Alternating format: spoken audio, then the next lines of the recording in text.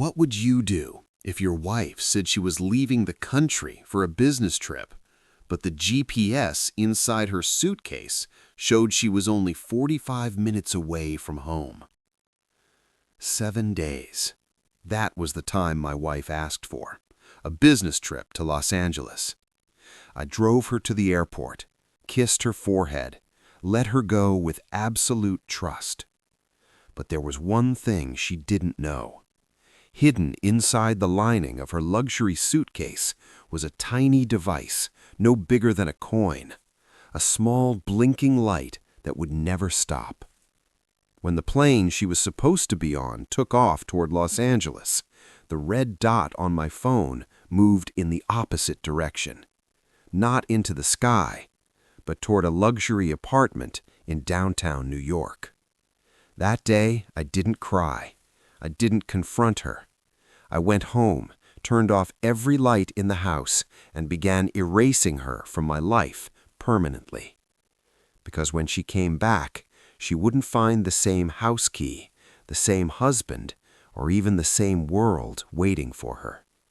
This is the story of how a tiny tracking device exposed a massive deception and destroyed everything. Before we get into the story, don't forget to say hi in the comments and tell us where you're watching from. And make sure to hit the subscribe button on Stories with Meaning so you won't miss our next powerful story. A home is supposed to be a harbor, a place where the noise of the outside world is softened by warmth and love. But for Nathan, over the past month, their house, located on a quiet corner of suburban New York, felt colder than a morgue. No more smell of home-cooked meals greeting him late at night. No more spontaneous laughter breaking out while they watched comedy shows on TV. Only silence remained. A suffocating kind of silence, loud with suspicion screaming inside Nathan's head. That night, the wall clock in the living room showed 11:11 p.m.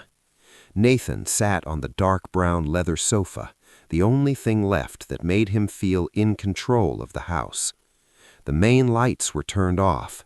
Only a corner lamp cast a dim glow, stretching shadows across the room, as if the furniture itself were silent witnesses watching the front door. A car engine stopped outside the gate. Nathan's heart beat faster, a physical reaction he hated. A car door closed, not loudly, but loud enough to break the stillness. Then the sound of keys turning. Amelia walked in. Amelia, the woman he had been married to for 7 years, looked unusually fresh despite the late hour. Her shoulder-length black hair was slightly messy, but not the kind of mess that came from working late. There was a faint flush on her cheeks, one Nathan had never seen after a long day at the office. "You're still up?" Amelia asked, flatly, almost without emotion. She placed her handbag on the dining table without looking at him. "Work stuff," Nathan replied evenly, a small lie to cover the fact that he'd been sitting there for 3 hours, staring into the slow collapse of their marriage. "You're home late again. Overtime?" Amelia let out a long sigh, a tired performance that no longer convinced Nathan. "Yeah, preparing for the Los Angeles trip next week is exhausting. You know how demanding international clients can be. Everything has to be perfect." She walked past Nathan toward the bathroom. As she passed him, a scent hit his senses. It wasn't the soft floral perfume she usually wore. It was something heavier, masculine, sandalwood and expensive tobacco, a scent that didn't belong in a cold conference room. Nathan closed his eyes, trying to steady his chest. Los Angeles. The word echoed relentlessly in his mind. Amelia had announced a 7-day business trip to close a major project, something Nathan would have once been proud of. Now it only made him nauseous. "I told you I'm leaving next week," Amelia said, as she reappeared, tying her hair back. "Probably Monday morning, early flight." Nathan turned to look at her. He searched her eyes for honesty, but found only thick, cold glass. "That's a long time, Amelia. Does it really have to be 7 days?" She nodded confidently while unbuttoning her shirt cuffs. "It's a big project, Nathan. If this goes well, my position at work is secure. Besides, it's just a week. You can order food or eat out, right?" Nathan didn't answer.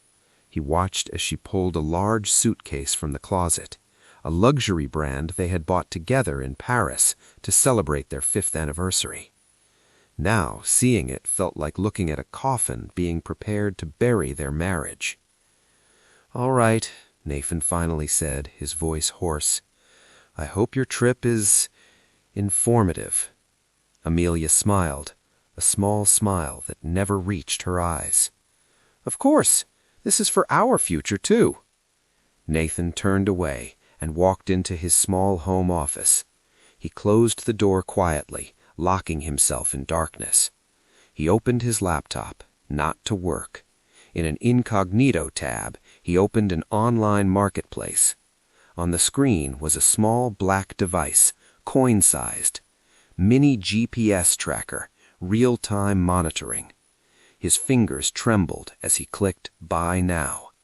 A plan began to form, a plan born from unbearable pain. If Amelia wanted to act in a performance, Nathan would become the director and ensure the ending was one she would never forget. Outside, Amelia hummed softly as she packed. To Nathan, it sounded like funeral music. The first act of destruction had begun. She resumed packing toiletries into a small carry-on bag. Nathan watched every movement his wife made, his gaze sharp but carefully hidden. Behind Amelia's calm demeanor, Nathan now saw a professional liar. How could a woman plan betrayal so casually, right in front of her own husband? That night, after Amelia had fallen asleep, Nathan went into the bathroom. He locked the door, sat on the edge of the bathtub, and opened the tracking app on his phone. A small red dot appeared on the digital map. Its location was directly beneath his feet, inside the suitcase in the next room. Nathan stared at the dot with an empty expression. That red dot was the physical manifestation of a terrible truth. Soon it would move. It would follow Amelia wherever she went, piercing through the walls of lies she had built. As he stared at the screen, a dark thought crossed Nathan's mind. He wouldn't just catch Amelia in the act. That would be too easy. She had stolen 7 years of his life through deception. So Nathan would steal her future. He opened his banking app, checked balances, property assets, legal documents. Everything was under Nathan's name. In his head, a schedule began to form. When should he contact a real estate agent? When should he move funds into a private account? And how would he ensure that when Amelia returned from Los Angeles, there would be nothing left of him to find? Nathan smiled faintly, a smile completely devoid of joy. "Sleep well, Amelia. Enjoy your dreams, because when you wake up at your destination, the world you know will begin to collapse." Monday morning arrived under heavy clouds, as if the New York sky itself were conspiring to set a somber mood. Nathan had been awake since 4 a.m. He hadn't truly slept. He had only closed his eyes while listening to the ticking wall clock, each second sounding like the countdown to an explosion.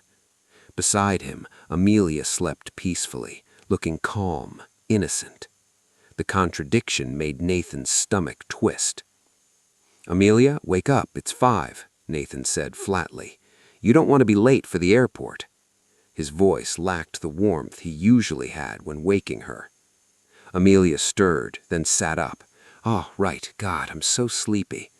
She smiled softly and kissed Nathan on the cheek. The kiss felt like an electric shock, sharp and painful. Nathan immediately stood and walked into the kitchen, pretending to make coffee so she wouldn't see the anger flashing in his eyes. The drive to JFK Airport, Terminal 4, was filled with one-sided conversation.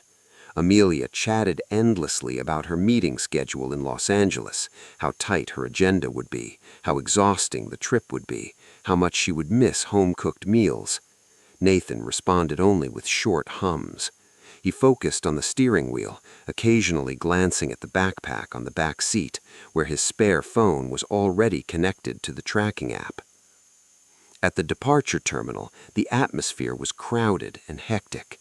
Amelia stepped out of the car while Nathan helped pull the large suitcase from the trunk, the suitcase that carried Nathan's little secret.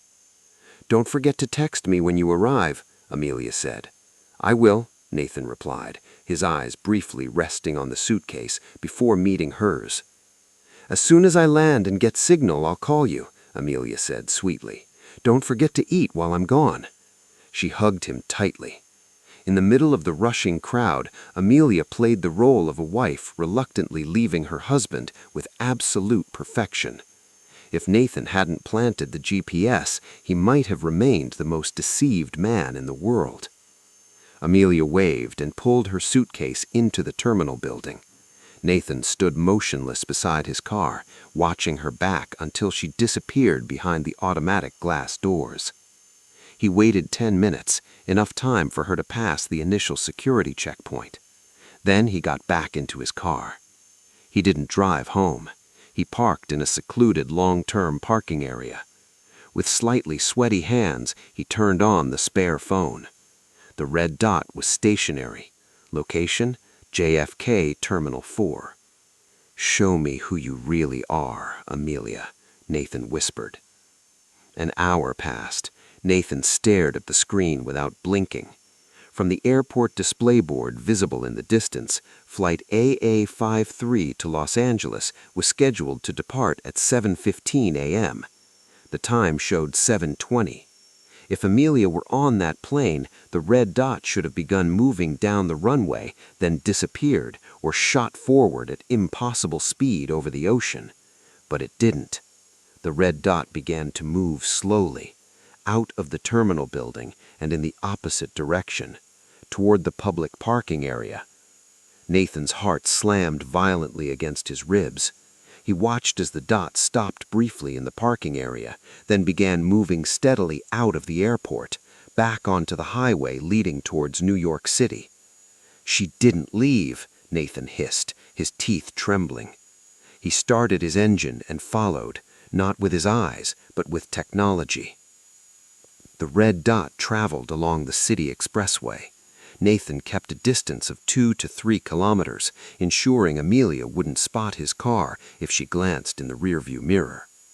What shattered him further was the direction. She wasn't going home.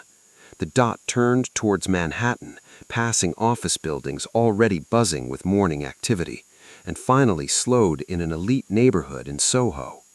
Nathan eased his car as the dot stopped directly in front of a luxury apartment complex, the Sapphire Towers. He parked across the street at a cafe, giving him a clear view of the building's lobby. From a distance, he saw a sleek black luxury sedan pull up. A tall, well-built man stepped out of the driver's seat, walked around the car, and opened the door for Amelia. She emerged smiling, a smile far wider, far more genuine than the one she had given Nathan that morning. The man wrapped an arm possessively around Amelia's waist. She leaned her head against his shoulder as they walked together into the lobby. Amelia's large suitcase, the one containing the GPS, was carried by the building's concierge. Nathan gripped the steering wheel so tightly his knuckles turned white. The pain inside him sharpened into something cold and precise. On his phone screen, the red dot was now motionless, high above, on one of the upper floors of the Sapphire Towers. Nathan took a deep breath, forcing his chest to steady. He pulled out his primary phone and typed a message to Amelia. "Just arrived at the office. Have you landed in Los Angeles yet?" It took only 2 minutes for her reply. "Just landed. Immigration lines are crazy long. It's so hot here. I'll call you once I get to the hotel. Love you." Nathan stared at the message. Love you. The words felt like spit thrown directly into his face. Amelia wasn't just cheating, she was enjoying the act of deceiving him. Nathan turned off the phone. He didn't cry. Any tears he had left had been burned away by rage. He stared at the apartment building, then scrolled through his contact list. He found a number he hadn't called in years, a notoriously aggressive real estate agent. "Hello, Mr. Williams. This is Nathan. I want to sell my house in Westchester. Yes, today. I want the process as fast as possible. Cash sale. I don't care if it's slightly below market value. Everything must be done within 3 days." The revenge had begun, and Amelia had no idea how expensive her fake week in Los Angeles would become. His phone vibrated. A new message from Amelia appeared. "Just finished a short meeting. So exhausted. I think I'll rest at the hotel for a bit. It's raining heavily in Los Angeles, so I probably won't go out tonight. Good night, Nathan." Nathan glanced up at the blazing cloudless sky over Manhattan. He smiled cynically. Amelia's lies had reached a pathological level. She lied the way other people breathed. Nathan didn't reply. Instead, he opened another messaging app and sent a message to his executive assistant at his architecture firm. "Ryan, gather all asset records under my name at the bank. Prepare the documents for the Westchester house, the Mountain Villa, and the Alford van. I want all original certificates on my desk by tomorrow morning. One more thing. Contact our regular notary, Mr. Carter. Tell him this is urgent." Nathan knew exactly what had to be done. If Amelia thought this business trip was a vacation, then Nathan would make sure she had nowhere to return to when that vacation ended. He began assembling his plan with cold precision. The first step was liquidation. The house in Westchester was their largest asset. Legally, it had been purchased using Nathan's inheritance before the marriage, and the title was solely under Nathan's name. The Mountain Villa was the same. Nathan called the real estate agent. "Mr. Williams," Nathan said calmly, "I'm offering the Westchester house at a 20% discount below market value, on the condition that the buyer pays cash and signs the purchase agreement within 3 days. I need fast liquidity for an overseas investment." "20%, Mr. Nathan?" Mr. Williams sounded thrilled on the other end. "That will sell within hours." "Good. Start immediately. I want an update tonight." Nathan ended the call. He looked back toward the 12th floor balcony. Amelia and Andrew Dawson had gone back inside. The gray curtains were drawn tightly shut. Nathan started his engine. He wouldn't return to that house filled with fabricated memories. Tonight, he would sleep at the office, working through the night, not drafting blueprints for other people's homes, but designing the total collapse of his wife's life. On his phone screen, the red dot remained motionless at the Sapphire Towers. Nathan stared at it one last time before sliding the phone into the dashboard compartment. "Enjoy yourself, Amelia," he murmured as he turned the wheel. "Tonight is the last night you'll sleep peacefully under a roof you think is yours." He drove through New York's traffic, leaving the apartment behind with a plan now locked into place. He would sell everything. The house, the furniture, the cars, even the memories. Amelia would return to an empty void, one that contained no trace of her husband whatsoever. Nathan never imagined destroying a life built over 7 years could be done in a matter of hours. Tuesday morning, as the sun began to rise over the eastern horizon of New York, Nathan stood in front of the house in Westchester. Not as a husband returning home, but as an owner auditing his inventory. 3 large cargo trucks were parked front of the gate. The movers stood ready, waiting for instructions. "Everything?" the crew leader asked. "Everything," Nathan replied firmly. "Except the clothes in the master bedroom closet and the personal items on the vanity table." He paused. "Everything else, sofas, television, refrigerator, washing machine, even the guest bedroom bed. Take it all. Move it to the storage facility I rented." The workers began moving. The quiet house turned into controlled chaos. The scraping of furniture across marble floors sounded like screams to Nathan. But he didn't care. Each item removed felt like weight lifting from his shoulders. His eyes landed on their wedding photo hanging in the living room.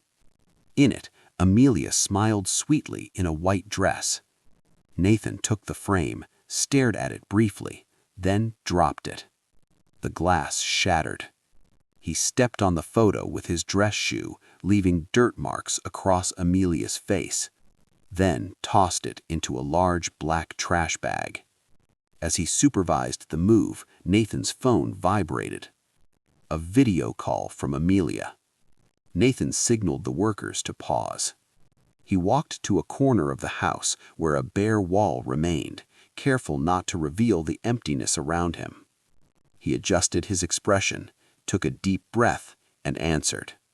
"Hey, Nathan, just woke up," Amelia said cheerfully. Behind her was a luxurious hotel room, sunlight streaming through large windows. Nathan knew immediately. That wasn't Los Angeles. It was the same sunlight illuminating Manhattan. "Yeah," Nathan replied, deliberately hoarse. "Not feeling great, slept in a bit." "Poor you? Did you take some medicine?" "I'm about to go have breakfast with the team. Today's schedule is packed." She looked beautiful, wearing a blue silk dress Nathan himself had bought her just a month earlier. "Nathan, I might only be able to call again tonight, okay?" "That's fine," Nathan replied evenly. "Just focus on your project over there. Don't miss anything." "Of course. Love you." Amelia blew a kiss to the camera and ended the call. Nathan lowered the phone. The nausea returned, but he swallowed it down. He immediately called Mr. Williams. "How is it?" "Incredible, Mr. Nathan," the agent said. "As soon as I posted the listing last night, a business owner showed strong interest. He's familiar with this Westchester sector, very strategic location. He agreed to the discounted price." "Condition?" Nathan asked. "He wants to meet at the notary's office this afternoon to sign the binding sale agreement and complete the cash payment." "Perfect. I'll be there." After hanging up, Nathan moved on to the darkest task yet. He sat at the dining table, now completely bare. He opened his laptop and began composing an email. Subject: Los Angeles Project Report. The recipients: Amelia's parents who lived in San Francisco. They had always been proud of Amelia, their successful, devoted daughter. Nathan attached 3 images.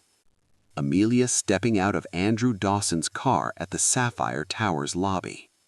Amelia and Andrew embracing on the balcony of Unit 1205. A GPS screenshot showing Amelia's location in Manhattan alongside the official AA-53 flight scheduled to Los Angeles. Nathan wrote only a few lines. "Dad, Mom, I'm sorry to tell you this. Amelia said she was traveling to Los Angeles for work. In reality, she moved into an apartment in Manhattan with her superior, Andrew Dawson. I cannot continue this marriage. Divorce papers will follow." He didn't send it immediately. He scheduled the email to be delivered on day 7, the day Amelia was supposed to return from Los Angeles. He wanted this collapse to be perfectly timed. By Tuesday noon, the house was completely empty. Only dust and rectangular marks on the floor remained. Nathan went into the bathroom, gathered Amelia's remaining clothes from the laundry basket, and placed them into a spare suitcase from the storage room. In the center of the empty living room, he left one final object: a small red jewelry box. Inside were not jewels, but deactivated access cards to the house and a very short handwritten note. Nathan stepped outside, locked the door for the last time, and handed the key to Mr. Williams' assistant waiting by the gate. This house now belongs to the buyer. Give him the key after the notary appointment this afternoon. Nathan got into his car, started the engine, and opened the tracking app. The red dot was still there, motionless at the Sapphire Towers. Amelia was probably laughing right now, enjoying fine dining with her lover, completely unaware that legally and physically she had just lost her home. Nathan pressed the accelerator. He felt lighter. He was no longer a betrayed husband. He was a man erasing a massive mistake from his past. Tuesday night, Manhattan glittered. But to Nathan, sitting alone in a dim hotel bar not far from Amelia's apartment, the city lights looked like a mocking mirage. A laptop sat open in front of him, displaying rapidly updating bank statements. He had just finished at the notary's office. The Westchester house had officially changed ownership. Fresh funds, millions of dollars, had entered his account. With a few cold clicks, Nathan transferred the entire amount to an overseas account he had opened the month before, an account Amelia had never known existed. Nathan sipped his now cold coffee. His eyes drifted back to the spare phone, still showing the red dot at the Sapphire Towers. Suddenly, his primary phone vibrated. An incoming call from Amelia. Nathan let it ring. He didn't want to talk. He wanted Amelia to begin feeling a disturbance in the narrative she had so carefully built. The phone stopped vibrating. A minute later, a message arrived. "Why didn't you pick up? I just finished dinner with the team. Are you home already? The house phone can't be reached. I've tried calling several times, but it's always busy." Nathan stared at the message. Of course the house phone couldn't be reached. The cables had been unplugged by the movers, and the landline itself now sat inside a cardboard box in a hidden storage warehouse. Nathan replied briefly. "Sorry, Mel. I'm at a project site. Bad signal. The house phone might be acting up after the rain earlier. I'm exhausted. Going to sleep at the site tonight." Then he turned his main phone off. He wanted Amelia to feel it. Just a little discomfort, a subtle loss of control she'd never experienced before. He looked back at the red dot on the GPS. It was moving. Amelia and Andrew Dawson were leaving the apartment.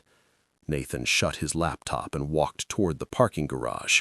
He wanted to see them one last time, not to feel pain, but to reinforce his resolve. Sure enough, Andrew's black sedan exited the Sapphire Towers. Nathan followed calmly. They drove to one of the most expensive rooftop restaurants in the area. From a distance, through the sharp lens of his camera, Nathan watched Amelia laugh freely as she sipped her wine. Andrew leaned in, whispering something into her ear. Amelia blushed. That expression used to belong only to Nathan. He took photos. He added them to a digital folder titled Proof of Freedom. That night, Nathan did not return to the office. He checked into the hotel he had been using as his observation post. He opened Amelia's suitcase, the one he had taken from the house. Inside were her unwashed clothes. He inhaled. The scent of a masculine cologne still lingered. Nathan took out a small bottle of gasoline he had purchased earlier. He stepped onto the hotel balcony, placed the clothes into a small metal container, and lit them. He watched the flames burn, turning into ash carried away by the New York night wind. "You think you're on vacation," Nathan murmured, watching the flames dance. "But you're actually walking across a bridge I already burned." Tomorrow would be day 3 of Amelia's business trip. Nathan already had plans for the next asset, the white luxury minivan Amelia loved to show off to her friends. He had arranged a meeting with a used car dealer willing to buy outright, no questions asked. Nathan lay back on the unfamiliar hotel bed. He felt deeply exhausted, but also intensely alive. For the first time in 7 years, he no longer felt deceived, because now he was the one holding the biggest secret in the relationship. Across the city, Amelia was probably planning her next lie. But here, in the dark hotel room, Nathan was counting down the days until she returned and discovered that the foolish husband she underestimated had erased the entire world beneath her feet. Wednesday morning, day 3. If the house was the body, then money was the blood, and Nathan had decided to stop the flow. He began his morning at the headquarters of the private bank where he and Amelia shared a joint account. Nathan knew the truth. Nearly all the funds came from his architectural project bonuses. Calmly, he transferred the entire balance into his personal account, leaving the minimum amount required to keep the account active. Then he called the credit card customer service line. Amelia held a supplementary card under his name, the card she used for designer bags and lavish lunches. "I'd like to report a loss and request permanent cancellation of the supplementary card issued to Amelia," Nathan said, his tone formal and precise. "Yes, immediately. Thank you." Next, Nathan drove to a used car showroom in Queens. The white luxury minivan was already there, delivered earlier by his assistant. "All documents are complete, Mr. Nathan," the dealer said, shaking his hand. "The funds have been transferred. The vehicle is in excellent condition. She must have taken great care of it." Nathan smiled thinly. "Yes, she takes very good care of things that don't belong to her." That afternoon, Nathan returned to his surveillance position at a cafe across from the Sapphire Towers. He knew Amelia and Andrew planned to visit a luxury shopping district, something akin to Fifth Avenue. He had overheard the plan through the microphone embedded in the GPS device hidden in her suitcase. Nathan followed them. Inside a high-end French boutique, Nathan watched Amelia try on a burgundy leather handbag. Andrew stood beside her, visibly proud.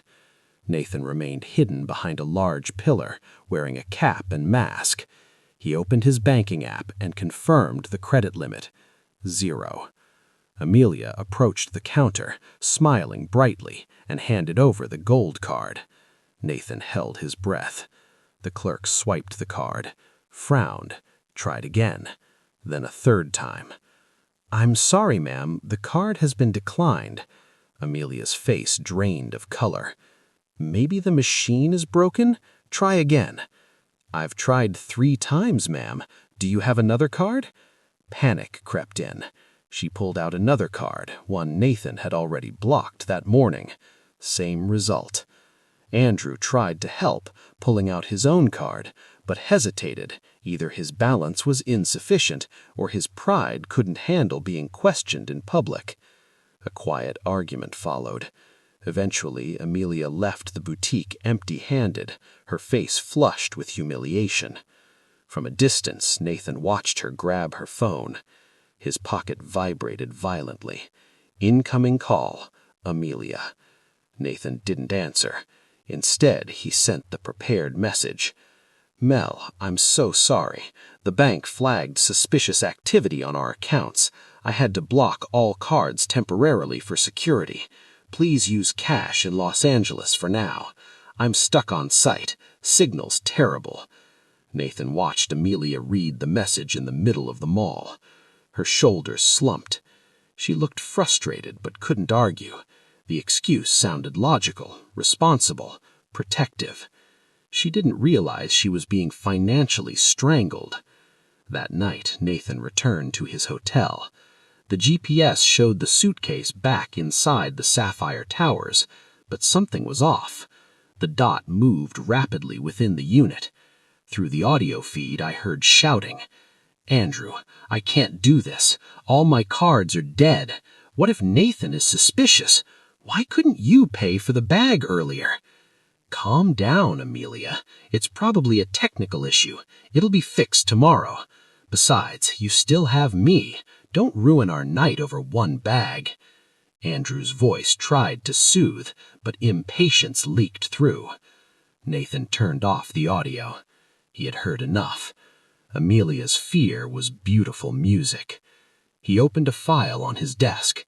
The divorce papers, already signed. Another file followed, a formal complaint to the Corporate Ethics Board, accusing Andrew Dawson of an affair with a subordinate, complete with photographs. Tomorrow would be day 4. "You're losing your money," Nathan murmured at his reflection in the hotel window. "Tomorrow, you start losing your dignity." From the 15th floor, he could see the glittering lights of Amelia's apartment. Nathan felt like a god, orchestrating a storm for a ship that had sailed too far into open water. Thursday morning, day 4. Nathan woke with lethal calm. He no longer felt like a victim. He felt like an executioner waiting for the right moment. Today was no longer about assets. It was about breaking Amelia's peace of mind. At 10 a.m., Nathan ordered an instant courier delivery to Unit 1205, the Sapphire Towers. Inside the package was a single item, a miniature keychain shaped like a famous Los Angeles landmark, something he'd bought at JFK Airport Terminal 4. On the back, he had carved the apartment address with a nail. Nathan watched the GPS. The courier arrived at the lobby. Soon after, the red dot approached the unit door. Through the audio feed, "Package for Miss Amelia." From who? Plastic rustled. Silence. Then rapid breathing. "Andrew, look at this. Someone sent a souvenir, but the back has our address. And this handwriting, it's Nathan's. I know how he writes the number 5. "Relax, it's probably a coincidence. Maybe your office sent it." "No, Nathan knows. He knows we're here." Amelia began to sob. Nathan smiled coldly in his hotel room. He immediately initiated a video call. Amelia answered. She looked pale, eyes swollen. Her hands trembled as she tried to position the camera against a blank white wall. "Hi, Mel. How's Los Angeles?" Nathan asked, warmly, almost too warmly. "Fine. Why are you calling this early? Aren't you busy on..." That afternoon, Nathan launched his final strike for the day. He uploaded a photo to his social media. It was a picture of their house in the New York suburbs, edited to look as if it had already been sold, complete with a large sold sign planted in the front yard. The caption read, "Starting a new chapter. Sometimes you have to tear down old structures to build something stronger." It took only 5 minutes for Amelia to see the post. This time, she didn't call. She sent a message, panicked, frantic. "What does this post mean? You sold our house? Are you insane? I've only been gone 4 days and you sold our home without talking to me?" Nathan replied calmly, "Didn't you say our future was in Los Angeles? I figured we'd need serious capital to move there, just like you always talked about. I've taken care of everything. Relax, Mel. Focus on your meetings. We'll talk about the rest when you get home." Nathan turned off his phone. He no longer needed to hear Amelia's voice. He knew she wouldn't sleep that night. Amelia was now trapped inside a golden cage that had begun to tighten, her money gone, her house sold, and her husband knowing exactly where she was. Nathan stood on the hotel balcony, watching the sky darken over New York. "This is only the beginning of real loss, Mel," he thought. "Tomorrow, I'll show you what it feels like to become a stranger in your own life." Friday morning, day 5. Still officially Amelia's business trip, but for Nathan, it was Judgment Day. If the previous days were about cutting off material access, today was about destroying the last pillar Amelia had left, her reputation. Early that morning, Nathan sat in front of his laptop. His fingers moved across the keyboard with terrifying calm. He opened the email he had scheduled for Amelia's extended family. Her parents, uncles, aunts, and cousins all gathered in one family group chat. But an email wasn't enough. He wanted something instant, irreversible. He pressed send. The message contained no insults, only a Google Drive folder titled Amelia, Farewell Gift. Inside were audio recordings from the GPS device hidden in her suitcase, photos of Amelia and Andrew embracing on the apartment balcony, and most devastating of all, images of the fake airline tickets Amelia had used to deceive her husband. "Done," Nathan whispered. He set his phone down, letting it vibrate endlessly as notifications flooded in. He knew that in Boston, Amelia's parents were being shattered by the truth about their once proud daughter. Meanwhile, inside the Sapphire Towers, Amelia's panic reached its peak. Through the audio feed, Nathan heard objects being thrown. "Andrew, we have to leave now!" Amelia screamed hysterically. "Nathan sold the house. He messaged me. The house is gone. I need to go back and see what's happening." "Calm down, Mel. Maybe he's bluffing," Andrew replied, his voice tight. "Bluffing? He blocked my cards. He knows we're here. And now the house is sold. I'm going home. Take me now." Nathan smiled faintly. He knew what came next. Amelia and Andrew rushed down to the underground parking garage. The GPS dot moved quickly. Then Amelia screamed. The white luxury minivan, the one she loved to show off, was gone. "My car, Andrew! My car is gone!" She didn't know that 2 days earlier, Nathan had instructed his assistant to retrieve it using the spare key and sell it immediately. Legally, it was no longer theirs. Amelia collapsed onto the cold concrete floor, sobbing uncontrollably. She called her mother. The voice on the other end was fury she had never heard before. "Don't ever call me your mother again." Then her father took the phone. "We've seen everything. You've disgraced this family. Never set foot in our home again. You are no longer our daughter." The call ended. Amelia stared at her phone in silence. Her world had collapsed within minutes. She turned to Andrew, hoping he would hold her, tell her everything would be okay. Instead, Andrew stepped back. "Mel, I can't be involved anymore. My wife just called. Someone sent our photos. I could lose my job. I have to go." "You can't leave me like this." But Andrew was already in his sedan, speeding away, leaving Amelia alone in the darkness of the parking garage. In his hotel room, Nathan closed his laptop. He felt no joy, only balance. He packed his small suitcase. He had already booked a real flight, an authentic ticket, overseas for his new project. He left the hotel key at the front desk. Before leaving, he sent one final message to Amelia, the message that would end their marriage. "Don't go home, Mel. The house belongs to someone else now. Don't go to your parents. They know who you really are. Enjoy your last week in Los Angeles, because when you finally land back home, you'll realize you no longer have a place in this world." Nathan entered the waiting taxi. He didn't look back at the Sapphire Towers. Inside his bag, the GPS device was silent. Its job was done. Saturday morning, day 7. The day Nathan was supposed to pick Amelia up at JFK, Terminal 4, with flowers and longing. Reality had its own script. Amelia stood in front of the former house in the New York suburbs. Her face was hollow, her eyes bloodshot from 3 sleepless nights. Her clothes were wrinkled, the same ones she wore when she fled Andrew's apartment. She had nothing left but a large suitcase.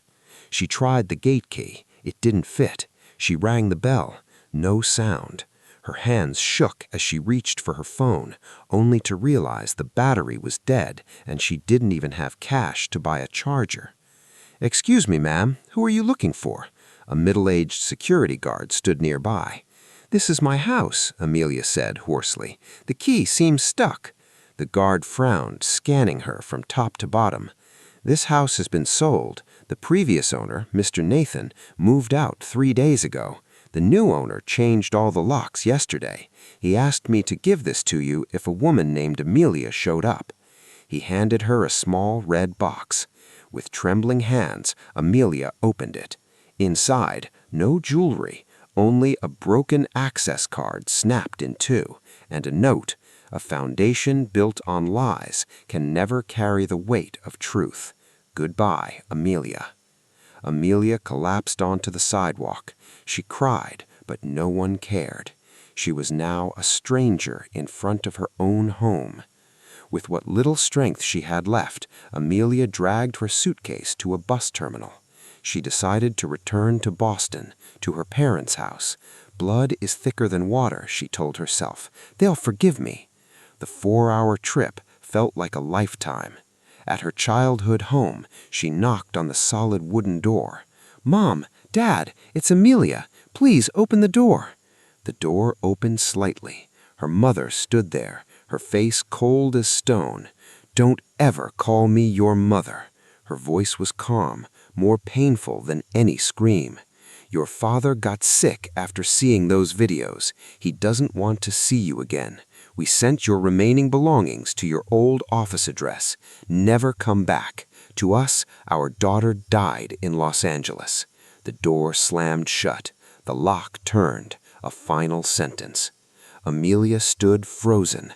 No money, no home, no husband, no family. She opened her suitcase, hoping to find something, anything to sell. As she peeled back the inner lining, she found a small black device magnetized to the frame, a GPS tracker. Everything became clear. Nathan never chased her. He only gave her enough rope to hang herself. 1 month later, in a small cafe on the outskirts of Aspen, Colorado, Nathan sat quietly, with snow-covered mountains stretching beyond the window. A new sketchbook lay before him.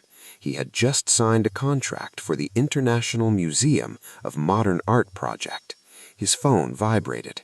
A message from his legal assistant in New York. "Divorce finalized. Amelia did not attend court. She's reportedly living in a small rented room on the outskirts of the city and working as a laundromat cleaner." Andrew Dawson was terminated due to an ethics scandal. Nathan read the message without expression. No triumph, only peace. He put the phone away, picked up his pencil, and drew the first line on clean white paper. Straight, solid, honest. "A new life," Nathan murmured to the cold mountain air. He didn't look back. Somewhere far away, a red dot on a tracking app had gone dark long ago, and with it, every flame of anger inside him was finally extinguished.